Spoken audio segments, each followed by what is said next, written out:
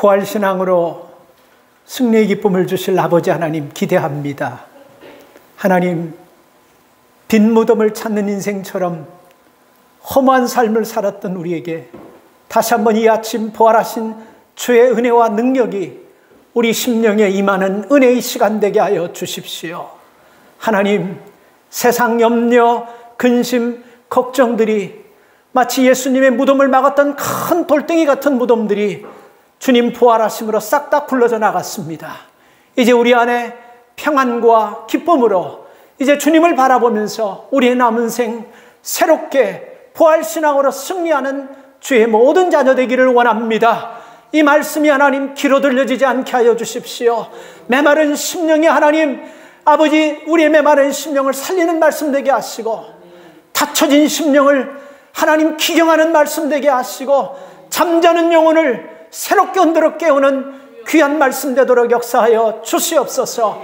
함께 하실 하나님을 기대하며 예수님의 이름으로 기도 올리옵나이다. 아멘.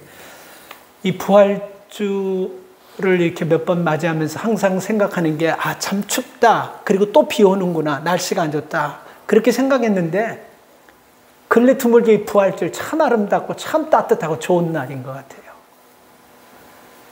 마치처럼 우리가 봄이 되면 새순들이 막 서로 경쟁하면서 막 파릇파릇한 것이 막 다투면서 막 일어나지 않습니까?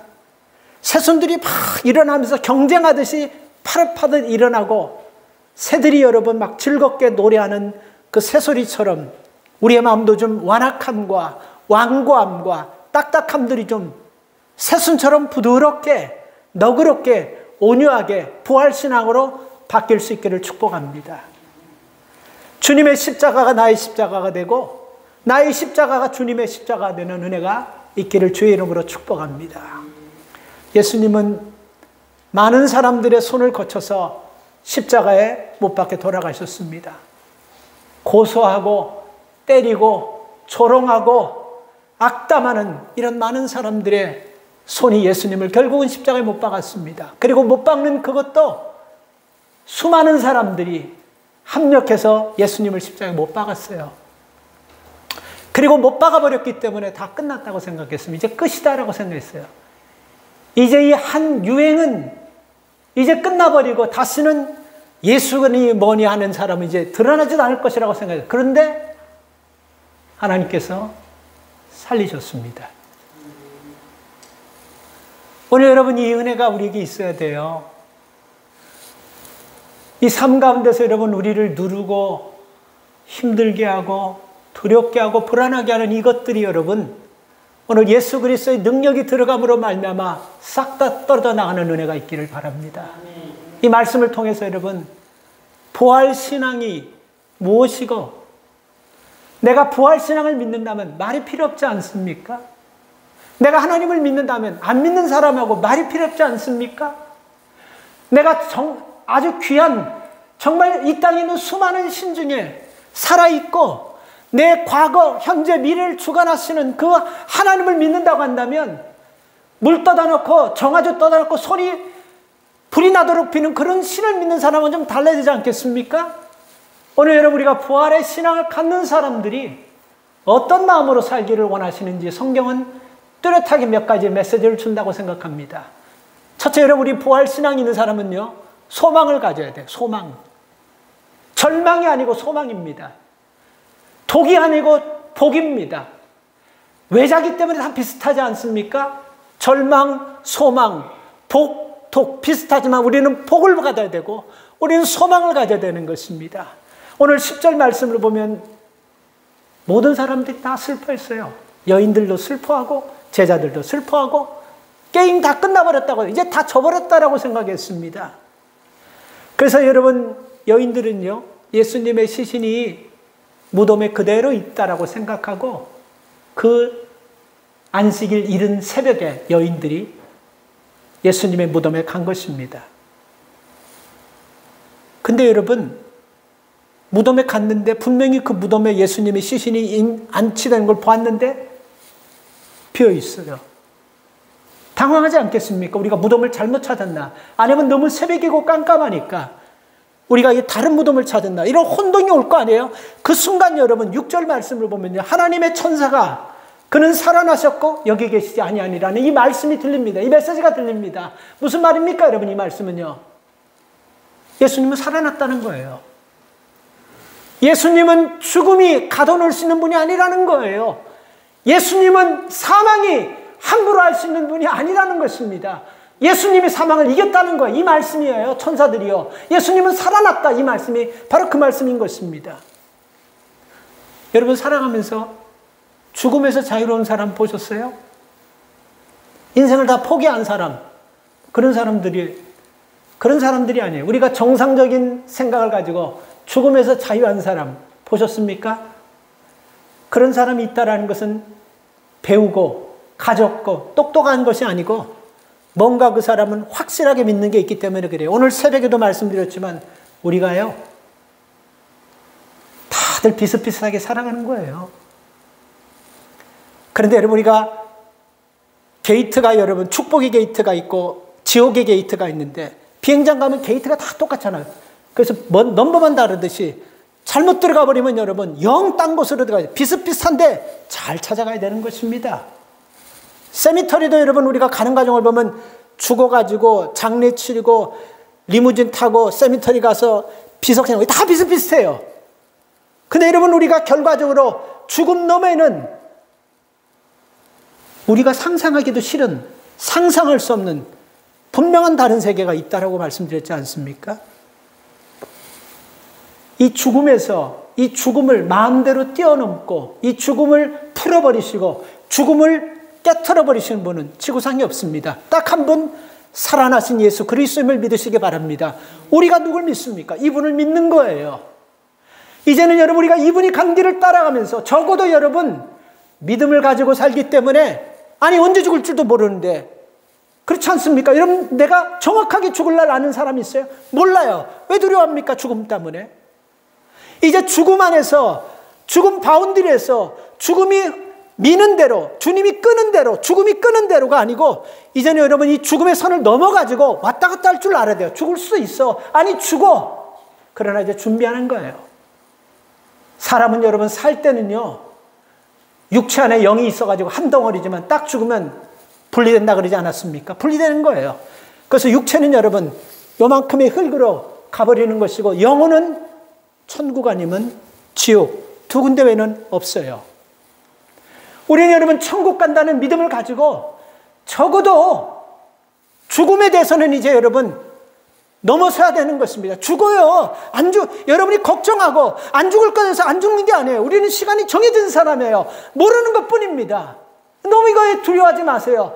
예수님께서 사망을 이겼어요. 우리도 그 사망 이긴 예수님을 우리도 따라가는 겁니다. 우리도 사망에서부터 자유함을 얻게 될 줄 믿습니다. 뭐로? 부활신앙 가지고.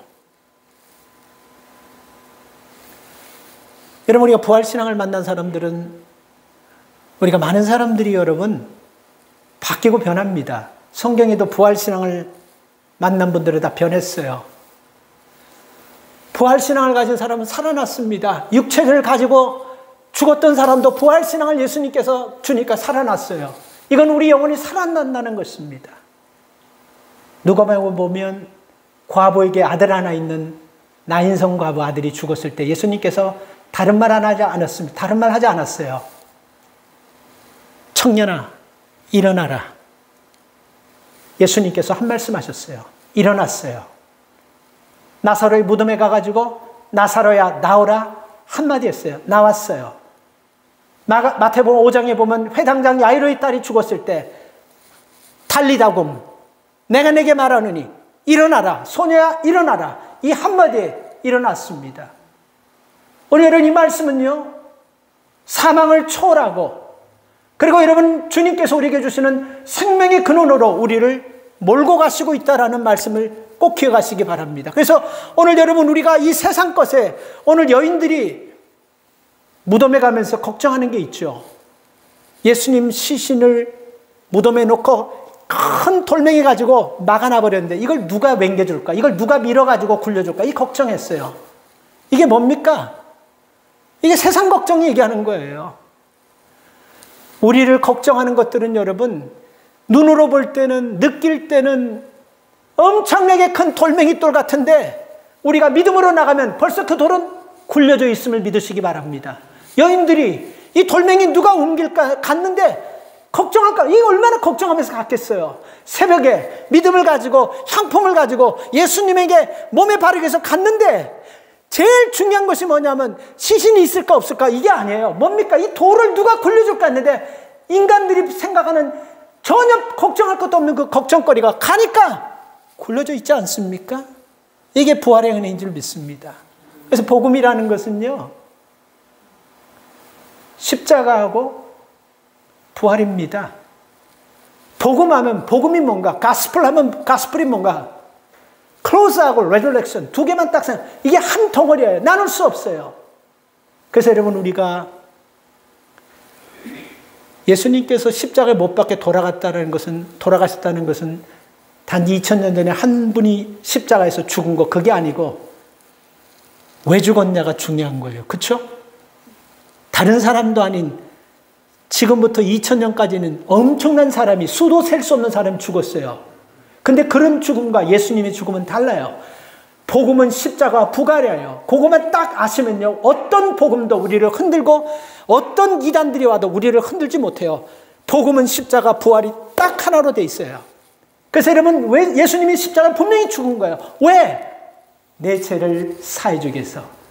이게 바로 여러분, 예수님이 십자가에 못 박혀 죽은 분명한 목적인 것입니다. 그리고 예수님께서는 죽음으로 끝나지 않았어요. 여러분, 우리가 예수를 믿는 이유가 뭡니까? 고통을 많이 당하셔서 십자가에 지시면서 수많은 아픔과 절망과 고통과 핍박을 많이 받으셔서 그분 그래서 우리가 믿는 거예요? 아니에요. 절망으로, 핍박으로, 십자가상에서 그 엄청난 수모로 끝났다면 믿을 게 없어요. That's it. 일반 사람과 똑같아요. 근데 왜 믿는 거예요? 살아나셨기 때문에. 살아나셨기 때문에 믿는 거예요. 그렇지 않습니까? 그죠? 살아있는 예수님을 믿는 거예요, 우리는요. 그래서 복음은요, 십자가와 부활이 반드시 여러분, 우리 안에 하나로 확신을 가져야 되는 것입니다. 그리고 예수님 부활하셨다는 건 뭡니까? 영생이라는 메시지가 그 속에 있는 거예요. 부활하셨기 때문에 우리도 부활한다는 거예요. 이 한 분명한 사실을 우리가 가지고 있으면요, 어떤 상황 속에서도 흔들리지 않고 이 복음을 받아들이면요, 천지가 개벽하지 않을 수가 없고 변하지 않을 수가 없고 가치관이 달라지지 않을 수 없고 사람 사는 인간의 모습이 절대로 옛날과 똑같을 수가 없습니다. 요한복음 20장 19절에 보면요, 예수님의 제자들이 다 두려워 막 염려하고 근심하고 그랬어요. 근데 예수님께서, 부활하신 예수님이 들어가니까 염려, 근심, 걱정이 떠나가면서 거기 뭐가 들어왔다고 하냐면 peace, 하늘로부터 내려온 평강이 그들에게 임하였다라고 얘기하고 있어요. 그렇습니다. 근심, 걱정, 염려로 가득 찬 우리에게 부활의 예수님 오면 거기에 평화가 임할 수밖에 없어요. 누가복음 24장에 보면요, 슬픔과 절망으로 엠마오로 내려가던 그들에게 예수님의 만남을 통해서 그들에게 뭐가 있냐면 가슴이 확 뜨거워지는 역사가 일어났었습니다. 그리고 요한복음 21장에 보면 예수님을 저주하고 다 떠났다가 실패한 그들이 예수님과 생선을 먹으면서 다시 마음이 뜨거워지고 사명이 회복되는 그런 역사가 일어나요. 이 말은 뭡니까? 살아있는 예수님, 부활하신 예수님 만나면 2000년이나 지금이나 이런 변화가 일어날 수밖에 없다는 것입니다. 그렇다면 여러분들 부활의 신앙이 여러분들에게 있습니까? 소망을 가지세요. 내게도 이런 일이 일어날 것을 믿는, 내게도 하나님께서 이런 역사를 일으킬 그 소망을 가질 때 우리의 믿음대로 될 줄 믿습니다. 부활 신앙은요, 두 번째요, 믿음으로 일어나야 됩니다.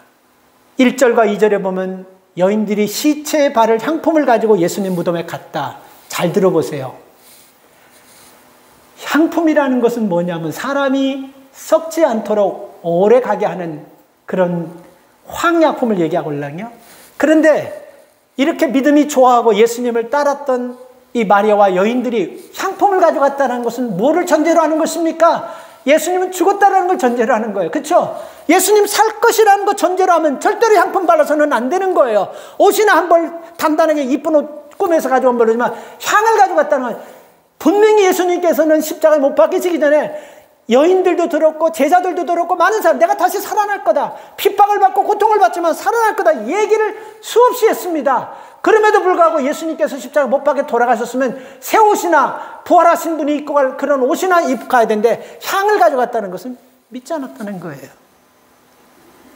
3년 동안 예수님과 공생의 기간을 같이 하면서 기적과 능력을 경험했던 사람, 제자들도 믿지 않았어요. 그리고 여러분 13절 말씀에 보면요, 엠마오로 시골로 여기 나와 있는데 누가복음 23장에 보면 이 시골은 엠마오로 되어 있습니다. 엠마오로 내려가던 글로바 또 한 제자가 길에서 예수님을 만나요. 만나가지고 예수님께서 여러분 말씀을 딱 전합니다. 그때 여러분 예수님이 부활한 걸 받았어요. 느꼈어요. 이 사람 직접 만나버렸어요. 그리고 체험했어요. 그래서 엠마오로 가지 않고 다시 예루살렘에 올라가서 제자들에게 얘기합니다. 우리가 예수님 봤어. 그리고 예수님 부활했어. 그래도 믿지 않는 거예요. 왜 그럴까요, 여러분? 제가 지난주에 수요일 날인가 잠깐 여러분들이 왜 우리가 여러분 이렇게 예수님을 믿지 않는 이유가 뭘까? 직접 본 사람이 얘기해도 안 믿고, 천사가 얘기해도 안 믿고, 그리고 예수님이 십자가에 못 박혀 돌아가시기 전에 몇 번 내가 다시 살아날 거다, 내가 장로들과 서기관들에게 지도자들에게 핍박을 받고 내가 다시 이 얘기를 하신데도 누구 한 사람 기억하는 사람 없고, 누구 한 사람 그 말이 사실로 될 거라는 사람 하나도 없어요. 왜 이렇게 안 믿을까요? 과학적이지 않아서요? 논리가 부족해서요? 상식이 어긋나가지고요? 현대인들이 여러분 예수님을 안 믿는 이유가 뭡니까? 과학적이지 않다는 거예요. 논리에 떨어진다는 거예요. 상식에 맞지 않는다는 것입니다. 근데 이 말은요, 다 핑계예요. 거짓말이에요. 그 사람들이 그런 얘기를 하지만 그 사람들 심령에는 뭐가 있는지 아세요? 이걸 예수님께서 말씀하셨어요. 정확하게 여러분 왜 예수를 안 믿는지, 신앙생활하면서도 왜 예수님의 부활을 믿지 못하는지 정확하게 예수님께서 인간을 만드시고 지으시고 인간의 생각과 모든 것을 다 깨뜨려 버리시는 그분이 정확하게 안 믿고 불신한 이유를 14절에서 얘기했습니다. 그 14절 여러분 중반에 보면요, 이렇게 말씀하고 있어요. 저희의 믿음 없는 것과 마음이 완악한 것을 꾸짖으시니, 이게 뭡니까? 지금 막달라 마리아가 천사 얘기를 듣고 예수님 살으셨다고 합니다. 그 얘기를 가도 제자들도 모여있는 사람 믿지 않습니다. 엠마오로 내려가던 사람이 예수님을 만나가지고 우리가 봤어, 부활하셨어, 우리가 만약에 부활하지 않았다 엠마오로 계속 갔을 거야, 우리 다시 돌아왔잖아, 봤어, 살아났어, 그 얘기 듣고도 믿지 않아요. 그 믿음에 안 믿는 이유가 뭡니까? 여기 몇 가지가, 마음이 완악해서 그러는 거예요. 말씀을 믿지 않아서 그러는 거예요. 부활신앙은 특별한 거 아닙니다. 무슨 부활신앙은 여러분 뭐 신앙을 공부하고 뭐 한 3개월 4개월 성경을 아주 그냥 빡세게 공부하고 뭐 애고 이렇게 사는 거 아니에요. 부활신앙은 여러분, 첫째 여러분 여기 뭐라고 나왔냐면 저들이 말씀을 믿지 않는다 그랬어요. 완고한 마음, 이게 두 가지예요.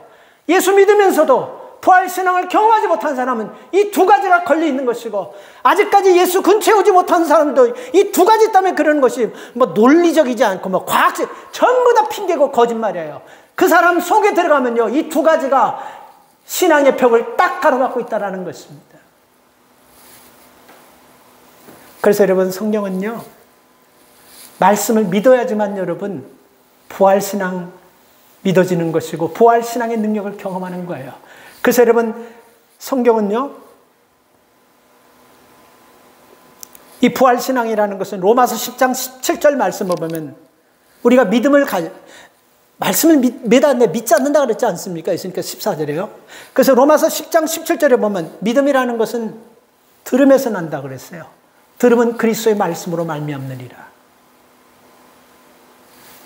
제자들이 말입니다, 이렇게 믿지 않고 그러다가 결국 예수님의 부활을 믿게 된 것은 예수님께서 엎드려 빠져 시켜가지고 굵은 몽둥이로 정신 바짝 나도록 두들겨 팬 거 아니고 말씀이 싹 스며들어가 버렸어요.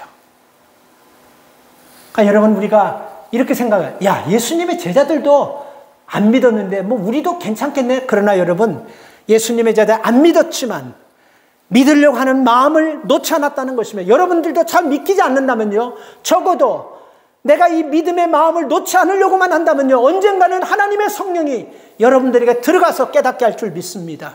제자들요, 특별한 훈련을 받아서 부활신앙 확 들어온 것이 아니고 말씀을 들었어요. 믿었어요. 깨달았어요. 그때 들어간 겁니다. 그래서 우리가 신앙생활하면서 참 중요한 게 뭔지 아세요? 언더스탠딩 한다는 거. 언더스탠드 한다는 거. 깨닫는다는 거. 굉장히 중요한 겁니다. 믿음은 노력으로 되는 거 아니에요. 깨달음으로 되는 거예요. 십자가상의 두 강도가, 한 강도는 끝까지 예수님을 저주하고 조롱했지만 한 강도는 예수님 앞에 주님께서 낙원에 가실 때 나를 기억해 주십시오. 이 고백을 할 수밖에 없는 이유는 뭡니까? 자신이 죄로 말미암아 나는 이 죄를 당연히 받을 수밖에 없는 죄인이라는 것을 깨닫는 데부터 시작됐다 그랬지 않습니까? 세상에서 가장 큰 축복은요, 깨닫는 복입니다. 깨달아야 돼요. 제자들은 깨달았습니다. 이 깨닫는 것의 차이가요, 엄청나게 큰 겁니다.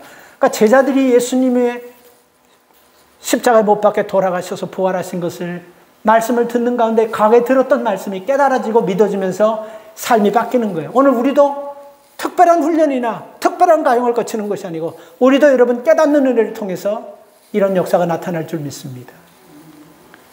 굵직굵직한 사건이 딱 터지면요, 거기서 그 사건을 해결하는 제일 중요한 실마리가 뭡니까? 단서가 뭡니까? 뭐 과학적 수사, 뭐 통계 다 저리 치우고 내가 봤어요. 위트니스가 하나 딱 나면 모든 게임이 끝나버리는 거예요. 과학적으로 뭐 현대 수사가 모든 그것을 아주 완벽하게 다 조사해가지고 딱 냈다 할지라도 한 사람이 딱 나타나서 이 사람 내가 몇 수에 어디 있는 걸 봤어요. 그럼 모든 수사는 다 제로섬으로 다 끝나버려요. 다 없어져 버린 거예요. 제로가 돼버린 거예요. 다 시작해야 되는 거예요. 여러분, 인류 역사에서 굉장히 큰 사건은 여러분, 증인이 있으면 되는 거예요. 증인으로 되는 거예요. 예수님께서는 부활하셔가지고 이걸 아셨던 것 같아요. 헌체 인생들이 의심도 많고 믿음도 없고 교만하고 말씀도 잘 안 좋아하니까 안 믿을 걸 알고 예수님께서는 그렇게 여러분 예수님이 부활하셨다라고 제자들이, 주변 사람들이, 마리아가, 수많은 사람들이 부활의 예수를 만나서 변화되고 기뻐하는데도 불구하고 끝까지 버틴겼던 도마에게 찾아가셔서 너 나 봐라 그랬어요. 그리고 네 손가락 넣어봐라. 내 손목에. 그리고 내 옆구리에 넣어봐라. 도마에게 보이셨잖아요. 찾아가셨잖아요. 그리고 예수님의 제자들이 예수님 십자가에 못 박혀 돌아가서 이제 우린 끝났다. 예수님을 믿는 작당들 다 잡아다가 우리는 이제 잠잠 죽을 수 있다 해서 다 문을 갈아 잠그고 있는데 예수님께서 영체로 들어가셔가지고 내니 두려워하지 말라고 보여줬잖아요. 예수님에게요. 그때는 제자들만 있었던 것이 아니에요. 믿음으로 함께 살았던 사람이 다 모여 있었습니다. 고린도전서 15장 5절과 6절에 보면요, 예수님께서 개발하는 사람 베드로에게 직접 만나서 보여줬어요. 그리고 여러분 12제자에게 또 보여줬어요. 그리고 500의 형제에게 보여줬어요. 고린도전서 15장 5절과 6절에 보면 예수님께서 보여준 사람은 이렇게 많이 나와요. 우리가 여러분 한두 사람이 예수님 봤다 한다면 의심할 필요가 있어요. 그 의심해야 돼요. 근데 여러분 500명 이상이 보고 수많은 사람들이 보고 수많은 집단이 봤어요. 한두 사람이 봤다면 여러분 착각할 수 있는데 500명 이상이 봤다고 그러면 이게 수많은 사람 다 착각한 것입니까? 한두 사람이 입을 맞춰 쏙닥쏙닥 해가지고 작당했다고 한다면 이게 문제가 아니라 수많은 사람이 500명 이상이 수많은 그룹들이 이게 한마디로 다 작당될 수 있겠습니까?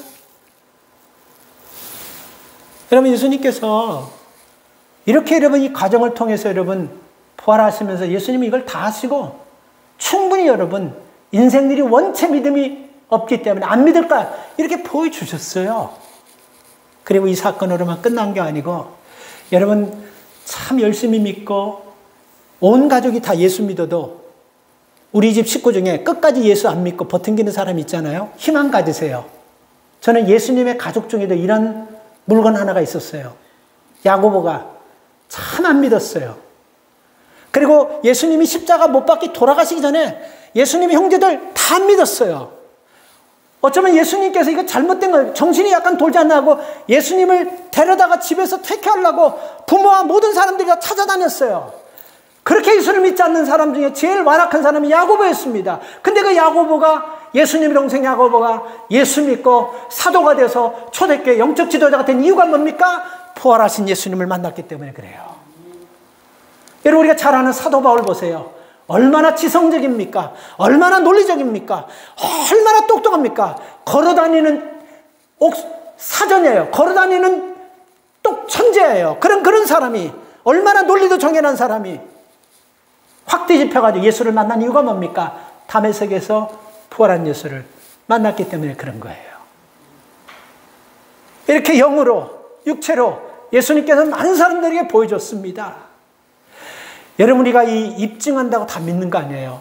어떤 증거를 갖다 대도 나는 안 믿을 거라고 작정한 사람은요, 절대로 안 믿어요. 제가 오늘 새벽에도 잠깐 얘기하셨습니까? 온 식구가 다 예수 믿지만 돌아가시기 전에 아버지 믿어야 돼요. 믿어야 돼요. 그래도 이를 악물고 끝까지 여러분 가는 사람. 어떤 증거를 들이대도 안 믿을 사람은 안 믿는다는 것입니다. 그래서 믿음은 선물이고 은혜라는 것입니다. 부활을 보여준 것도 은혜입니다. 우리가 깨닫게 된 것도 은혜입니다. 자격 없는 자에게 믿음 준 것도 은혜예요. 그래서 고린도서 15장에는 나의 나 된 것은 하나님의 은혜로 된 것이다, 이렇게 고백하는 거예요. 여러분, 이제 우리가 부활신앙이 우리 안에 조금이라도 들어갔다면 머뭇머뭇하는 믿음에서 이제는 결단하는 믿음으로 바뀌기 바랍니다. 좀 무딘 믿음에서 나 같은 것도 할 수 있다라는 그 믿음 가지고 우리가 주님 앞에 더 신실되게 나갈 수 있기를 바랍니다. 넘어지는 믿음에서 이제 다른 사람, 넘어진 사람을 일으키는 믿음으로 세워지기를 바랍니다. 연약한 믿음 가지고 사람들 힘들게 하고 아프게 하고 상처 주는 믿음에서 위로하고 격려하고 소망 주고 용기 주는 믿음으로 바뀌어지기 바랍니다. 마태복음 8장에 보면 예수님께서 이스라엘 중에 이만한 믿음 만나보지 못했다고 하는 백부장과 같은 믿음으로 바뀌기 바랍니다. 마태복음 15장에 보면 부스러기 은혜라도 줬사오니 내 딸만 살려주십시오 하고 간절히 매달렸던 수로보내기 같은 믿음을 가지시기 바랍니다. 이게 부활신앙이 들으면 이런 삶으로 변화되는 것입니다. 마지막으로 부활신앙은요, 우리가 부활의 증인으로 일어나야 돼요. 다시 여러분, 우리가 9절 말씀 돌아가면 예수님의 부활을 목격한 첫 번째 사람이 누굽니까? 막달라 마리아예요. 무덤에 찾아갔던 최초의 사람들이 누구예요? 여인들이에요. 예수님이 십자가에 운명하실 때 그 큰 소리 치고 당당하던 그 남성들은 코빼기도 안 빼고 다 어디 갔어요? 다 내빼고 다 도망갔어요. 근데 끝까지 십자가 밑에서 눈물을 흘리면서 버틴겼던 사람들이 여성들입니다. 하나님 나라에서는 여러분, 그때도 그렇지만 지금 이 시대도 참 여성들이 굉장히 중요해요. 그래서 굵직굵직한 사건 때마다 구약에도 보면 이 여성분들이 헌신한 일들이 참 많아요. 엘리 제사장 때 영적 암흑기 가운데 하나님의 사람, 기도의 사람 한나가 하나님께 엎드려서 하나님 내게 자식 주면 하나님 이 나라에 하나님의 일꾼으로 내가 하나님 드리겠습니다는 한나의 기도로 하나님께서 그 영적 암흑기인 엘리 시대에 하나님이 사무엘 같은 걸쭉한 사도를 줍니다. 그리고 여러분, 이스라엘 백성들이 다 죽을 수밖에 없는 위기 가운데 처했을 때 에스더가 죽으면 죽으리라는 믿음 가지고 금식하며 나가서 이스라엘을 다 살려내버립니다. 드보라라는 여인은 그 당시 참 초라했던 여인인데 하나님이 드보라라는 여인을 통해서 사사기에서 블레셋 사람과의 전투에서 이기게 하고 나라를 구해냅니다. 그리고 남편, 이 사람 이름이 나발이라는 사람이 있는데요. 참 나발이 어리석고 멍청한 사람이에요. 근데 굉장히 부자예요. 근데 다윗을 너무 분노하게 해버렸습니다. 다윗이 여러분 자기 따르는 부하들에게 그 나발 그 부잣집이 그 사람에게 우리 나를 따르는 그 군인들에게 좀 먹을 음식을 좀 달라니까 다윗이 누군데 다윗 같은 게 함부로 나한테 내가 왜 다윗 같은 이렇게 다윗을 분노하게 만들어요. 그래서 다윗이 군인을 데리고 나발의 가문 아주 씨를 말려버려 싹 다 죽여버리려고 데리고 가는데 똑똑한 아비가일이라는 그 나발의 아내가 다윗 무릎 앞에 다 꿇고 필요한 모든 것들을 다 가지고 왔습니다. 그 군인들이 먹을 양식, 포도주, 떡 모든 것들을 다 꺼내면서 미련한 우리 남편을 불쌍히 여기시고 나를 봐서라도 살려주십시오 해서 다윗의 마음이 풀어져서 그 가문이 끝나지 않았어요. 여러분 이거 아세요? 지구상의 어떤 여성분들에게도 전혀 여러분 지구상에 있는 수많은 어떤 여자들에게도 잘 들어보세요. 영향을 받지 않는 남자가 있어도 그래서 하나 혹시 있어도 자기 아내한테 영향받지 않는 남자는 지구상에 한 사람도 없어요. 이 여성분들이 이 말씀을요 잘 한번 새겨보세요. 굉장히 중요한 위치에서 아주 대단한 일을 합니다. 오래전에 여러분 G7 유럽 회의에서 트럼프 대통령 부인 이멜다인가요? 가가지고 이방카 가가지고 손을 딱 놓고 섰는데 그 손을 이방카가 탁 쳐버리는 게 그 사진 찍혔어요. 그래서 여러분 어떤 사람, 어떤 여인에게도 영향받지 않는 남자라 할지라도 자기 아내에게는 영향받지 않는 남자가 없어요. 여성분들의 역할이 우리 가정을 믿음으로 회복하는데 굉장히 중요한 역할을 감당하고 있음을 꼭 기억하십시오. 16세기에 마틴 루터가 종교개혁을 하다가 너무 협박하고 너무 힘들고 어려가지고 포기하려고 아주 죽이려고도 다 달라드니까 교황부터 시작해서 모든 사람이 루터를 다 죽여버리려고 달라드니까 두렵고 무서워서 종교개혁을 포기했다고 생각하고 들어놓아 버렸어요. 집에서. 한 4일 동안 먹지도 않고 하니까 그 아내가 이름이 누구냐면 수녀 출신인데 카타리나라는 수녀였었습니다. 근데 루터가 꼬셔가지고 결혼한 거예요. 카타리나가 어느 날 갑자기 상복을 입고 루터 앞에 딱 왔어요. 그리고 우리 교회로 갑시다. 아니 왜 누가 돌아가셨습니까? 돌아가셨어요. 누가 돌아가셨습니까? 할 때 당신이 믿는 하나님 돌아가셨어요. 루터가 막 화를 내요. 아니 어떻게 그런 경박스러운 말을 하냐고. 아니 생각해 보시라고. 하나님이 살아계시다고 한다면 당신의 이런 모습이 진짜 살아계신 하나님 믿는 사람의 모습답습니까? 그 말에 루터가 빵 충격을 받아버렸어요. 그리고 다시 하나님 앞에 내 삶을 들여서 결국 루터를 통해서 종교개혁이 일어나는 것은 굉장히 역사적으로 종교개혁에서 최고로 중요한 사건이 예수님의 십자가 사건 다음에 중요한 사건이 종교개혁이에요. 이게 일어나지 않았으면요 우린 지금 전부 다 캐톨릭처럼 캐톨릭 하나로 다 갈 수밖에 없었습니다. 근데 종교개혁을 일으켜버렸어요. 누구나가 만민이 제사장 될 수 있고 누구나가 성경 자기가 읽고 싶은 거 들어가지고 말 고쳐가지고 자기네 글로 읽을 다도록 바뀌어버렸어요. 옛날에는 라틴어로 돼가지고 신부들밖에 못 읽었어요. 읽는 사람 아무도 없었습니다. 여러분들에게 러시아로 된 글씨 갖다 주고 성경 읽으라면 읽겠어요? 근데 여러분 교회 꾸역꾸역 다 몰려왔어요. 그게 전통이니까 그게 그런 줄 알고 근데 루터가 다 깨버렸어요. 말도 안 되는 거라고. 그리고 죽은 사람, 죄 짓고 죽은 사람도 속죄소에 그 돈을 내면 지옥 같은 사람이죠. 이거는 말도 안 되는 거라고 하면서 교황이 만든 시스템을 싹 다 바뀌면서 목숨 걸어버렸어요.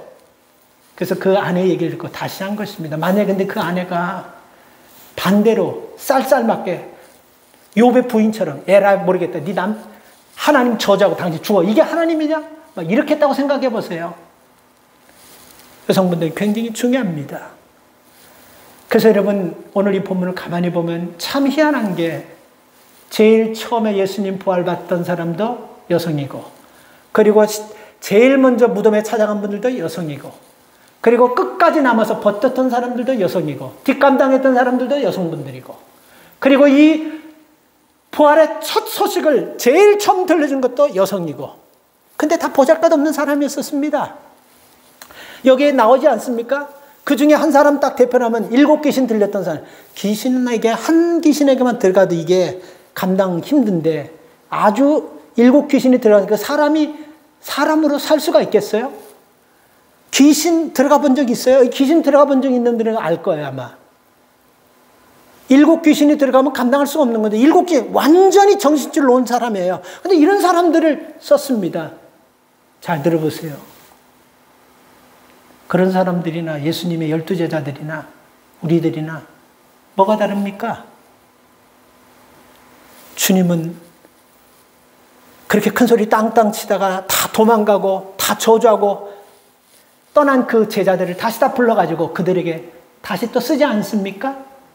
그리고 그 형편없다고 사람 취급하지 않는 그 여성들에게 주님께서 최고의 메시지를 제일 처음 보여주고 제일 먼저 하는 것 이유가 뭐겠습니까? 사람이 없어서 아니에요. 오늘 우리 같은 사람들을 예수 믿게 하고 가정의 영적 지도자로 우리 자녀들을 믿음으로 잘 이끌 수 있도록 하나님께서 앞에 세우신 이유가 뭐예요? 사람이 없어서요? 아니에요. 예수님은 하나님은 아브라함의 후손들도 돌들로도 아브라함의 후손을 만들 수 있게 하는 그런 권세와 능력이 있던 분이라 했습니다. 사람이 없어서가 아니고 잘 들으십시오. 찬스를 준 거예요. 찬스를 준 거예요. 기회를 준 거예요. 이 기회는 하나님께서 주신 것입니다. 세상 사람들이 준 기회 놓쳐도 안타까우면서 혀를 차고 원통이 하는데 하나님 주신 기회를 여러분 너무 우습게 생각하고 있지는 않습니까?